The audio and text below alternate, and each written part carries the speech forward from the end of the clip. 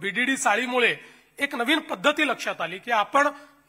अशा प्रकारचा पुनर्विकास हा केवळ विकासकाच्या अंगावर टाकून चालणार नाही, हा आपण करू शकतो। आज बीडीडीत आपण अनेक लोकांना भाडी ऍडव्हान्समध्ये दिली तर लोकांनी देखील सहकार्य केलं, लोकांनी ते खाली केलं। बिल्डर भाडेही देत नाहीत, अनेक वेळा अनेक अडचणी तयार करतात आणि म्हणून मग आता या पॅटर्नवर मुंबईमध्ये जो खरा मुंबईकर आहे, आमचा मूळ मुंबईकर आहे, 3-3 पिढ्यांपासून राहतो, त्याला कुठेतरी तो नाला सोपाऱ्याला राहायला चाललाय, तो कुठेतरी अजून ठाण्याच्या पलीकडे राहायला चाललेला आहे, तो कर्जतला राहायला चाललेला आहे। असं न करता आमच्या सरकारने कायम ही भूमिका ठेवली की या मुंबईकराला या मुंबईमध्येच घर मिळालं पाहिजे, त्याच्या हक्काचं घर आहे, त्याच्या श्रमांवर ही मुंबई उभी राहिलेली आहे, त्यांनी कुठेतरी जायचं आणि धनदांडग्यांनी येऊन राहायचं असं चालणार नाही, अशा प्रकारचा निर्णय आपण केला। आज आपण पाहू शकतो अभ्युदय नगर सारखा आपला अतिशय जुना सगळा मराठी माणसाचा जो सगळा भाग आहे, आता त्याच्या रिडेव्हलपमेंटला आपण या ठिकाणी मान्यता दिली, त्याचे टेंडर्स आपले चाललेले आहेत, जीटीबी नगरचे टेंडर्स आपले झालेले आहेत, आता पीएमजीपी अंधेरीचा देखील आपण निर्णय त्या ठिकाणी करतो आहोत।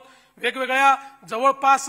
या ठिकाणी म्हाडाच्या ज्या 56 वसाहती आहेत, या वसाहतींमध्ये अनेक अशा प्रकारच्या जुन्या ज्या वसाहती आहेत त्याला या पद्धतीने रिडेव्हलप करण्याचं काम आपण करतो आहोत। आता सीएनडीचा एक नवीन आपण त्या ठिकाणी पद्धती आणली आहे, ज्या पद्धतीतनं वेगवेगळ्या प्रकारे ही जी काही विकासाची व्यवस्था आहे ती आपण उभी करतो। या व्यवस्थेमध्ये एकच सगळ्यात महत्त्वाचा फायदा हा आहे की सरकार हे नफ्याकरता करत नाही, सरकार कुठेतरी सामान्य माणसाला घर मिळालं पाहिजे याकरता या ठिकाणी अशा प्रकारचं काम करते आणि म्हणूनच मला असं वाटतं की या अशा प्रकारच्या सगळ्या प्रकल्पांमध्ये चांगल्या प्रकारचा एक सहभाग आणि चांगल्या प्रकारचं यश हे आपल्याला मिळत आहे।